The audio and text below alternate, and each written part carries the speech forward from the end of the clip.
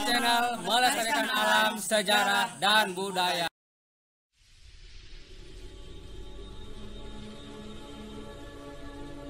Assalamualaikum warahmatullahi wabarakatuh. Sahabat muslim yang beriman, takkan pernah habis pembahasan tentang sejarah para wali dan ulama besar yang ada di tanah Banten. Salah satunya yang akan kita bahas kali ini ialah Abuya Mama Armin Cibuntu.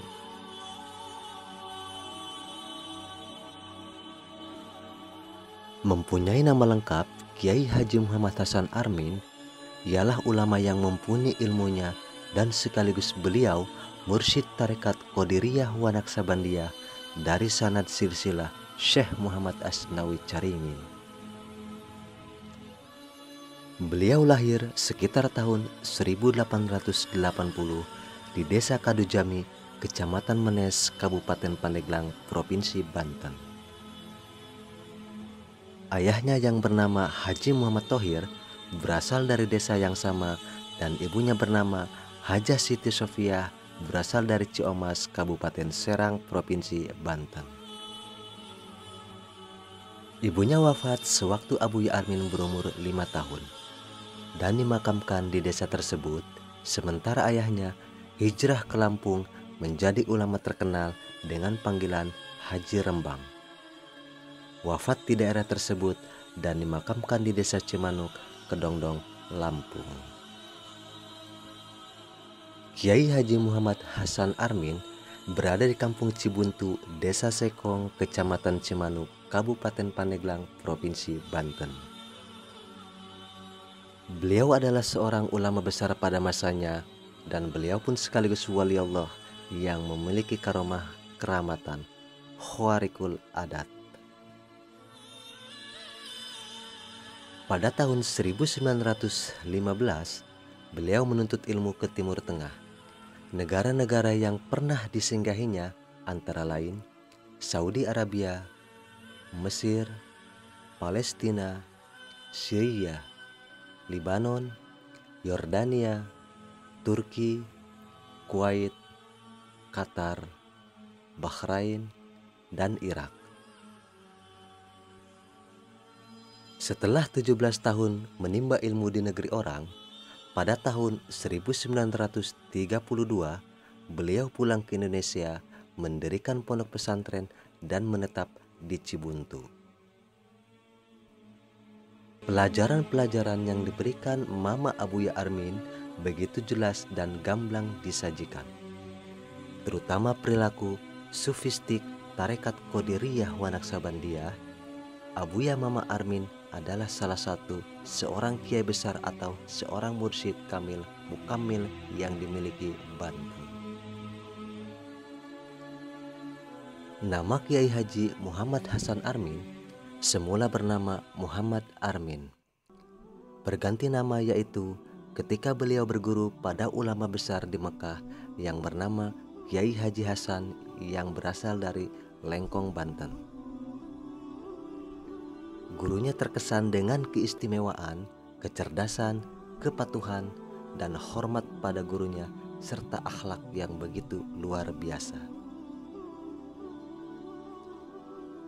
Pada suatu saat, Muhammad Armin dipanggil gurunya dengan mengatakan, "Mulai hari ini, namaku menyatu dengan namamu, bukan di belakangnya, tetapi di depannya, sehingga namamu menjadi Hasan Armin."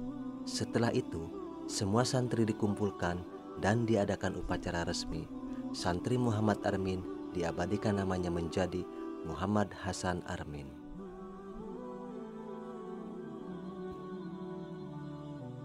Ada suatu cerita ketika masa kemerdekaan di tahun 1954. Di malam hari, rombongan Presiden Republik Indonesia Insinyur Soekarno bermaksud berkunjung ke rumah beliau. Kendaraan yang ditunggangi Presiden Insinyur Soekarno terjelembab di lumpur hingga tidak dapat berjalan. Semua orang mendorong mobil tersebut, tapi tidak ada yang berhasil. Tiba-tiba, entah dari mana datangnya, Abuya Mama Armin datang dan menghampiri mobil sedan tunggangan Presiden RI Soekarno dan menusukkan sebuah lidi kecil ke tengah ban yang terperosok ke lumpur, dan ajaibnya mobil dengan lancar berjalan keluar dari lumpurnya.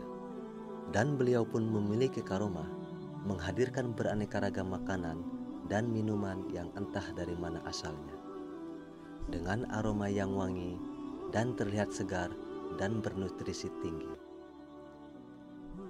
Beliau pun menguasai berbagai bahasa sampai bahasa binatang. Dan konon, beliau pun kerap sekali melaksanakan sholat Jumat ke Mekah walaupun beliau sedang berada di Cibuntu. Setelah wafatnya Syekh Asnawi Caringin, maka untuk wilayah Banten, Syekh Thariqah Qadiriyah Naksabandiyah kemudian dipegang oleh Abuya Mama Armin dari Cibuntu, Pandeglang. Dilihat dari garis keturunannya, Abuya Mama Armin adalah merupakan keponakan dari Syekh Asnawi Caringin.